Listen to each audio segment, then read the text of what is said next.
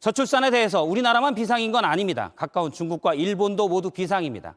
출산율을 높이기 위해 갖가지 아이디어를 내놓고 있는데 일본에서는 AI가 남녀를 연결시키고 있고 중국에서는 탈모가 없는 대졸자들의 정자 기준 운동을 펴고 있습니다. 베이징에서 박성훈, 도쿄에서 김현애 특파원이 차례로 보도합니다. 지난해 중국 출산율은 1.18명입니다. 출산율이 계속 줄어들더니 대기근 이후 61년 만에 처음으로 지난해 중국 인구가 줄었습니다.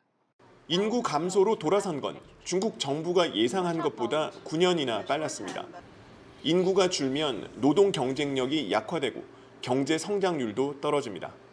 중국에선 2028년이면 중국 GDP가 미국을 넘어설 것이란 예측이 있었지만 인구 감소로 미국을 추월하기 힘들 거란 우려도 나옵니다. 중국 정부는 출산하면 약 100만 원, 보육료 월 10만 원 등 각종 지원금을 내걸고 있습니다. 심지어 4년제 대학 이상의 학력에 탈모가 없는 남성만을 상대로 정자 기증을 독려하고 있습니다. 그러나 집값이 급등하고 경제가 어려워지면서 출산 기피 현상을 되돌리긴 쉽지 않을 거란 전망입니다. 일본의 출산율은 지난해 기준 1.3명입니다. 지난해 출생아 수가 처음으로 80만 명 아래로 떨어질 거란 우려가 나올 정도로 저출산에 대한 고민이 깊어지고 있습니다. 일본도 정부 예측보다 8년이나 빨리 인구가 감소하고 있습니다.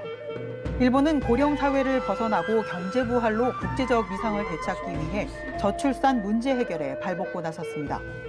오는 4월 저출산 문제를 다루는 어린이 가정청을 출범시키고 소득에 따라 주던 아동수당을 대폭 늘리는 방안도 검토 중입니다.